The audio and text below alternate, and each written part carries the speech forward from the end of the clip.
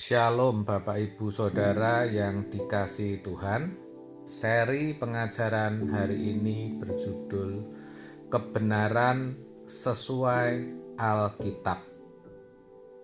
Kebenaran menurut Kamus Besar Bahasa Indonesia KBBI berasal dari kata benar yang berarti sesuai sebagaimana adanya atau sesuai sebagaimana seharusnya, tidak berat sebelah, lurus atau hati-hati, dapat dipercaya atau cocok dengan keadaan yang sesungguhnya.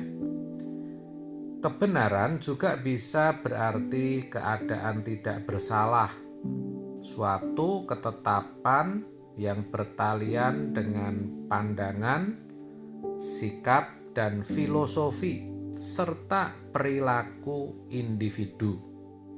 Dalam perspektif ini, kebenaran relatif, artinya bisa tergantung dari sudut pandang masing-masing individu. Setiap orang bisa menyatakan sesuatu sebagai kebenaran, sementara yang lain mengatakan itu bukan kebenaran. Begitu maksudnya. Lalu, bagaimana kebenaran yang alkitabiah yang sesuai dengan Alkitab? Saudara, ada pernyataan penting dalam Alkitab di mana Tuhan Yesus berkata, "Akulah jalan dan kebenaran dan hidup. Tidak ada seorang pun yang datang kepada Bapa kalau tidak melalui aku." Yohanes 14 ayat 6. Kata kebenaran dalam ayat ini teks aslinya adalah aletheia, yang mana pengertiannya terkait dengan apa yang sepatutnya atau sebenarnya dipahami manusia untuk dikenakan dalam kehidupan. Jadi, kebenaran yang alkitabiah yang sesuai dengan Alkitab itu aletheia, yaitu, saya ulang, apa yang sepatutnya atau sebenarnya dipahami manusia untuk dikenakan dalam kehidupan. Kalau Tuhan Yesus mengatakan bahwa dirinya adalah kebenaran, itu berarti segala sesuatu yang diucapkan atau perkataannya atau apa yang diajarkan dan cara berpikir serta seluruh gaya hidup Yesus adalah standar yang harus dikenakan manusia, yaitu orang percaya. Dengan kata lain, hidup orang percaya harus mengikuti pola hidup Yesus. Begitu maksudnya. Jadi kebenaran dalam kehidupan orang percaya bukanlah perilaku hidup yang berdasarkan hukum.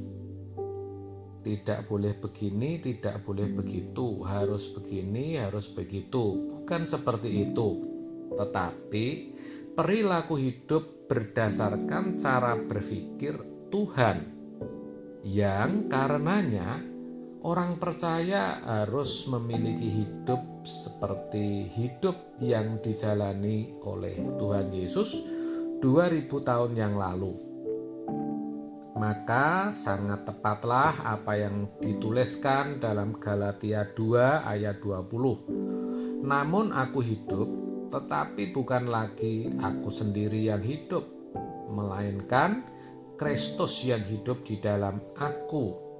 Dan hidupku yang kuhidupi sekarang di dalam daging adalah hidup oleh iman dalam Anak Allah yang telah mengasihi aku dan menyerahkan dirinya untuk aku."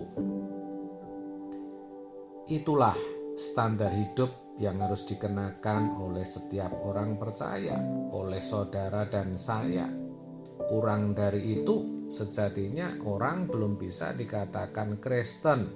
Sebab yang namanya Kristen itu hidup seperti Kristus.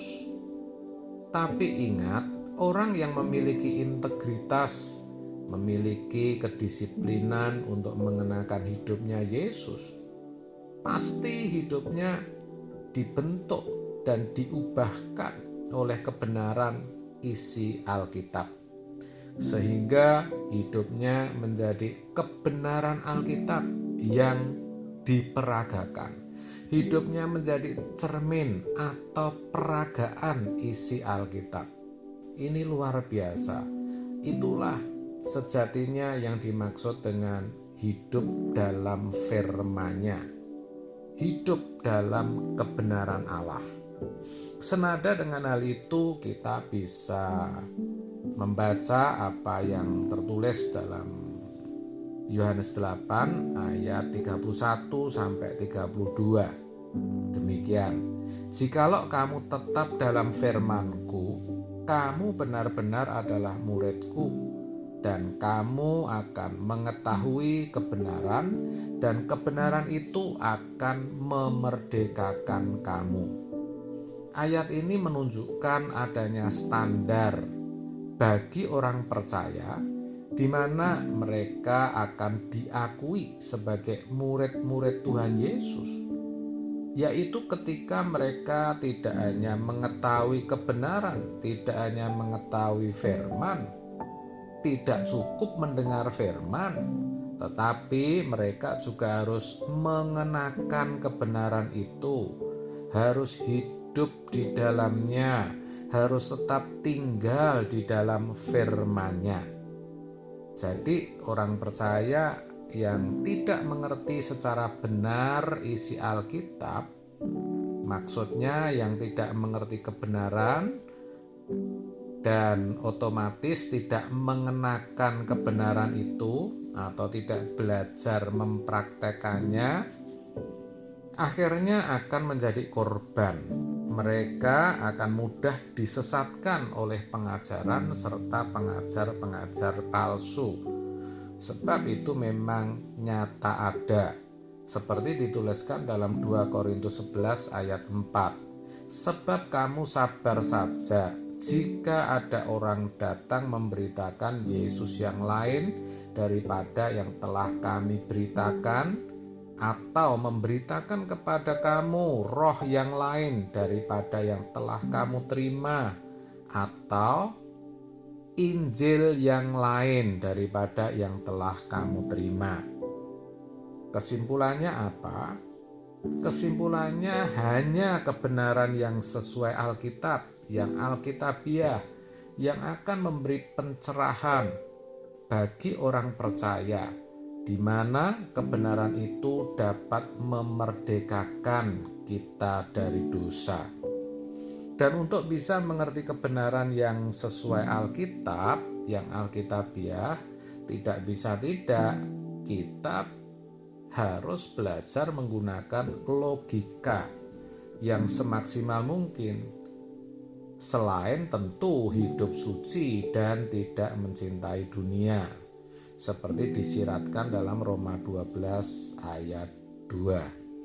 Jadi betapa pentingnya bagi setiap kita orang percaya untuk mengetahui kebenaran yang sesuai dengan Alkitab atau Alkitabiah, saudara. Itulah kebenaran yang murni.